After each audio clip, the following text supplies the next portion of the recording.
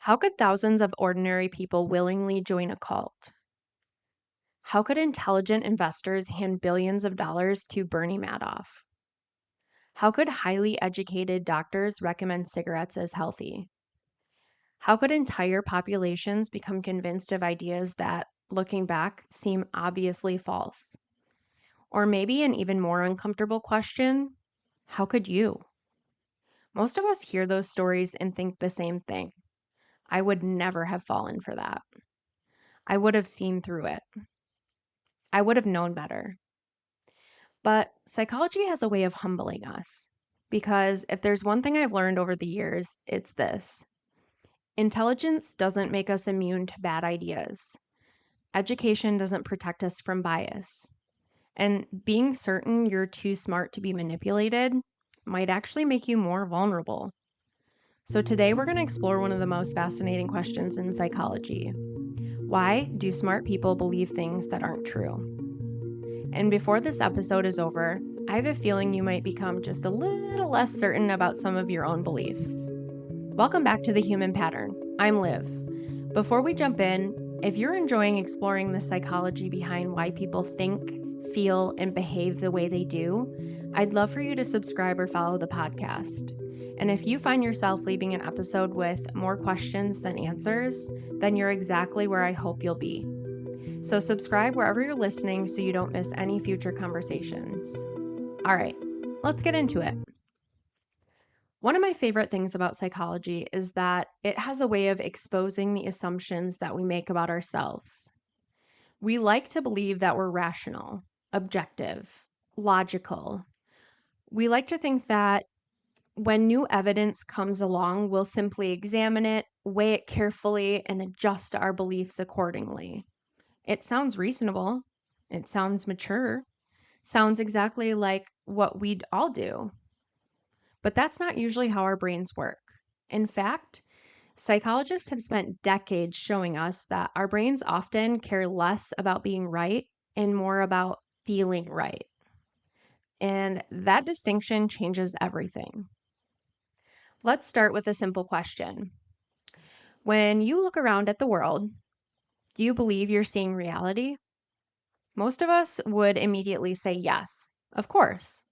I'm seeing what's there. But here's the fascinating part. Your brain isn't simply recording reality like a video camera, it's interpreting it. So imagine walking into a crowded room with 100 conversations happening at once. Your ears hear all of them, but your brain quickly decides which ones deserve your attention. Maybe someone says your name. Instantly, your attention shifts. The other 99 conversations didn't disappear. Your brain simply decided that they weren't important. It does this constantly, not just with sounds, but with people, ideas, memories, news stories, conversations, even evidence. Your brain is always deciding what deserves your attention and what doesn't. Now, here's where it gets really interesting. Those decisions aren't random. They're influenced by everything we've talked about over the last several episodes: your childhood, your emotions, your habits, your past experiences, the stories that you tell yourself. All of them quietly shape what you notice and what you ignore. Most people assume the human brain evolved to find truth. Psychologists would argue something slightly different. Our brains have evolved to survive, and survival often rewards consistency more than perfect accuracy. Think about it. Imagine you're an early human walking through the woods. One day you hear rustling in the bushes. Maybe it's the wind. Maybe it's a lion. If your brain assumes it's a lion when it's actually the wind, you'll feel embarrassed for a few seconds. But if your brain assumes it's the wind and it's actually a lion, well, you don't get a second chance. So our brains evolved to make quick predictions, not perfect ones. We need fast, not flawless. And while we've traded forests for office buildings, our brains are still using many of the same shortcuts. Only now, instead of asking, is there a predator behind that tree, We're asking, can I trust this person? Which news source is right? Who should I vote for? Is this investment safe? Is this health advice legitimate? Different questions, but the same brain. This brings us to one of the most powerful forces in human psychology, confirmation bias. You've heard me mention it before, but today I really want to unpack it. Confirmation bias is our tendency to notice, remember, and seek out information that supports what we already believe. And just as importantly, we tend to overlook information that challenges those beliefs. Here's what's fascinating. Most people think confirmation bias affects other people, rarely themselves. That's confirmation bias, about confirmation bias. Let's imagine two people watching the exact same political debate. When it's over, one says, my candidate clearly won, and the other says, mine absolutely dominated. They watched the same debate, heard the same words, saw the same facial expressions. So what happened? Were they lying? Usually not. Their brains filtered the information differently. Each person noticed the moments that supported what they already believed. Their brains highlighted confirming evidence and quietly minimized everything else.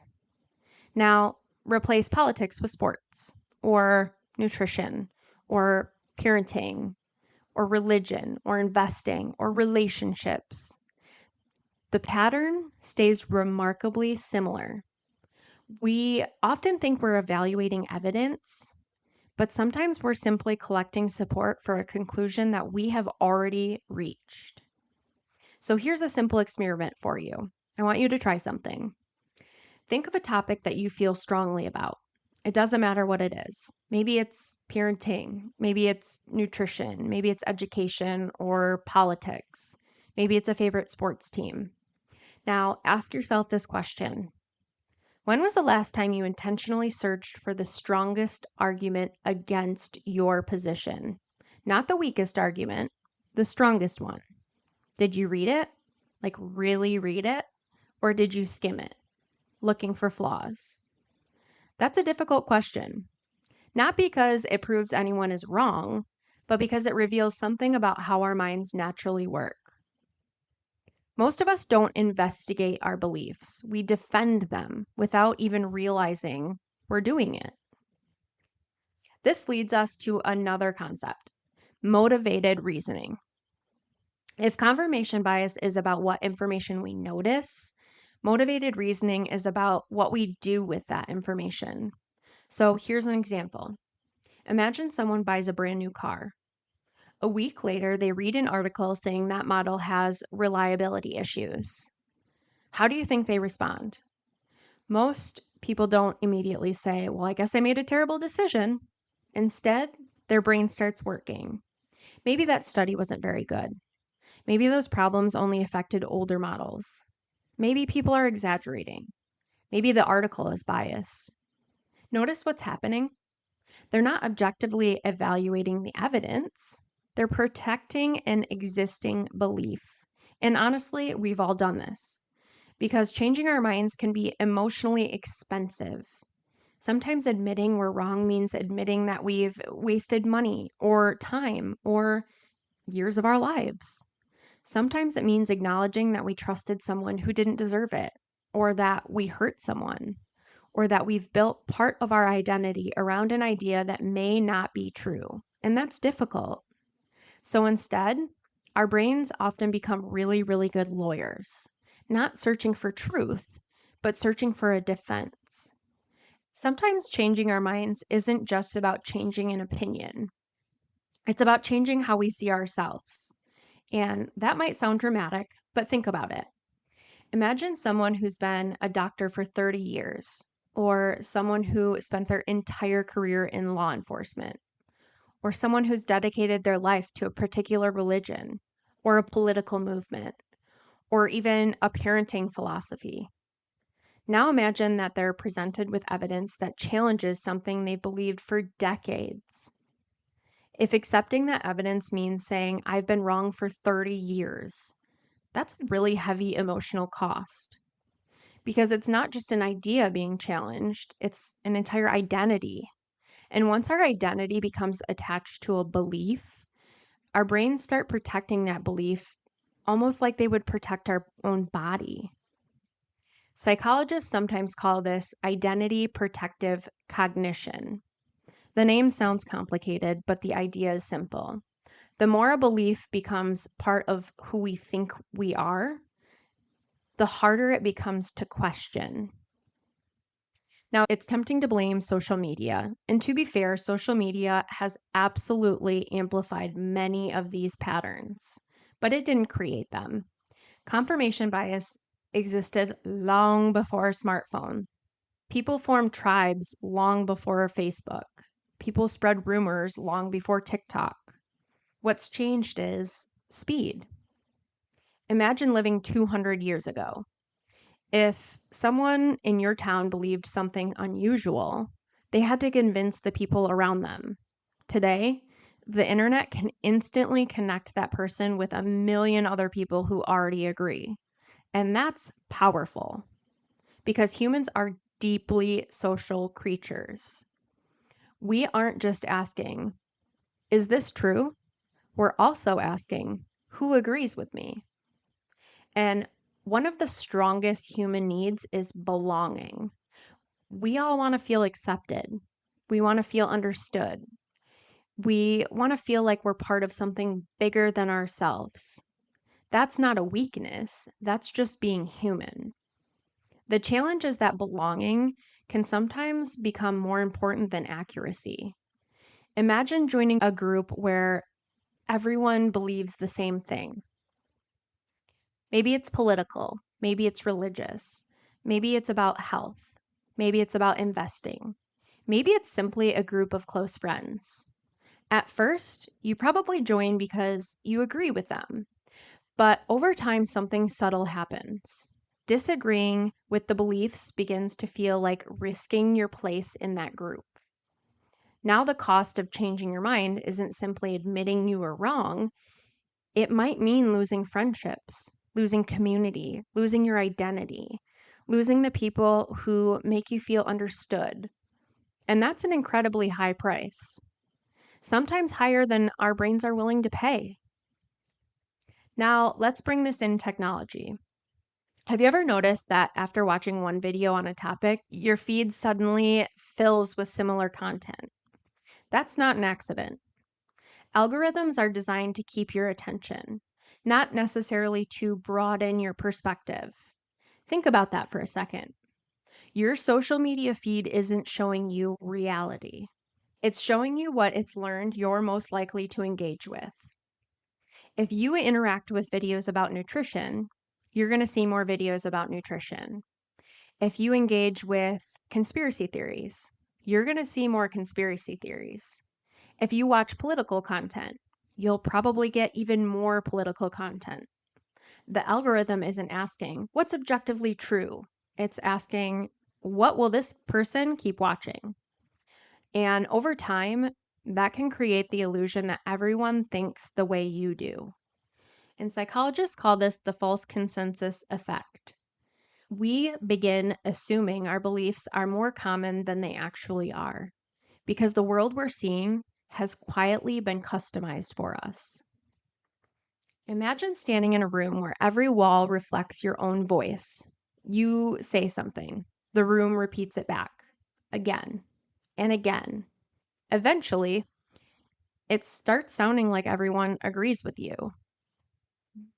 That's essentially what an echo chamber is. The more we're surrounded by people who think like we do, the less opportunity we have to challenge our assumptions. And here's the interesting part. Echo chambers don't just exist online. Families can become echo chambers, friend groups, workplaces, religious communities, political movements, even universities. Any environment where disagreement becomes uncomfortable. It has the potential to become an echo chamber. And once that happens, people don't stop thinking, they simply stop questioning. This is one of the biggest surprises in psychology. Most of us assume that if someone believes something inaccurate, the solution is just more evidence. Just give them the facts. Unfortunately, human beings rarely work that way. Imagine someone walks up to you and says, "Everything that you've believed for the last 20 years is wrong." How would you feel? Curious? Maybe. Defensive? Probably. Our first reaction usually isn't, "Thank you for correcting me." It's, "Wait a second." And that's because facts don't arrive in an emotional vacuum. They arrive in a human brain, a brain that's trying to protect its identity, its relationships, its worldview, its sense of certainty. The stronger those things are tied to a belief, the less likely facts alone will change it. Here's something worth thinking about.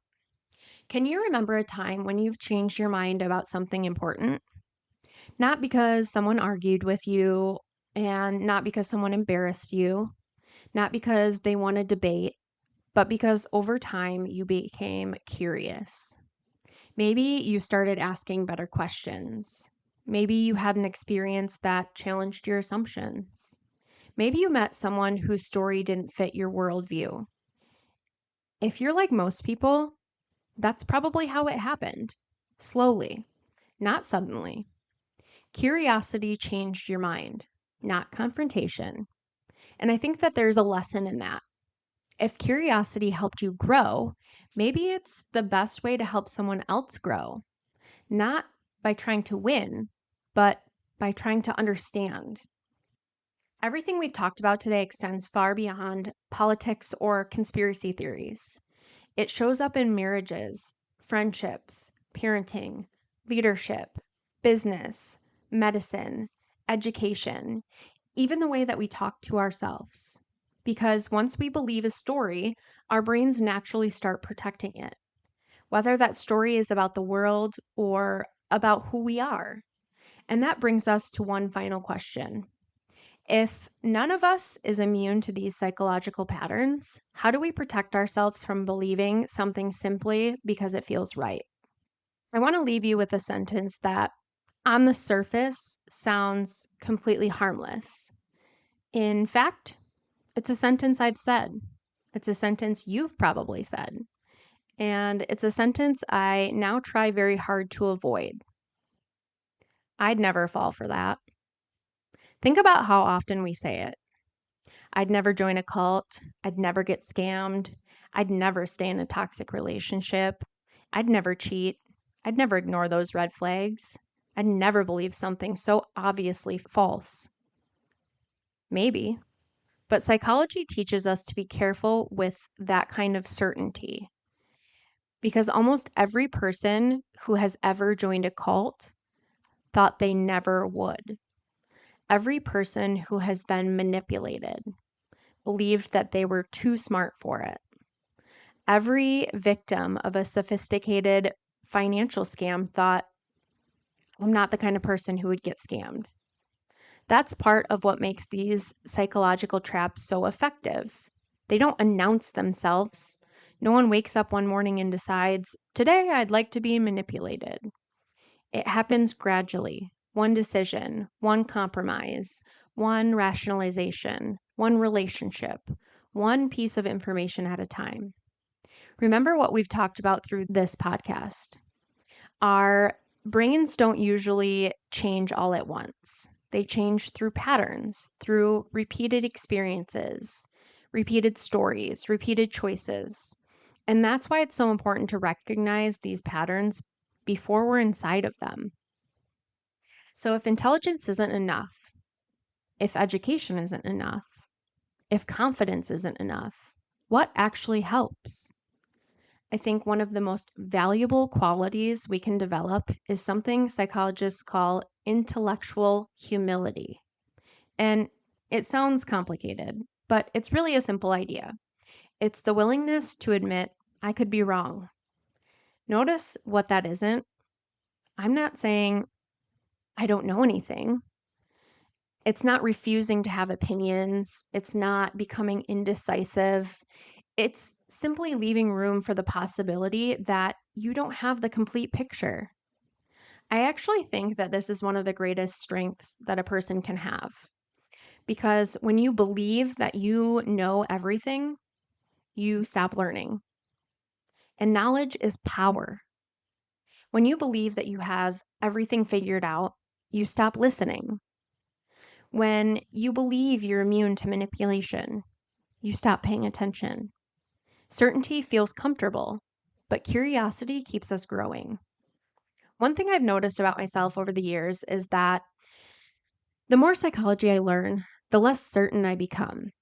Not because I know less, but because I understand how incredibly complicated human behavior really is.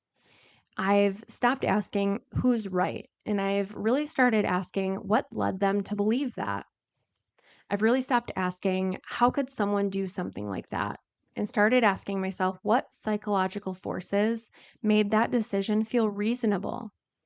Those questions don't always produce easy answers, but they almost always produce deeper understanding. And that's really what this podcast is about.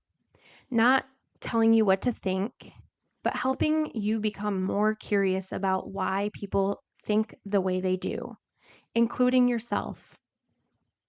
So here's something I'd love for you to try this week. The next time you hear yourself thinking, only an idiot would believe that, pause. Replace that thought with a different question.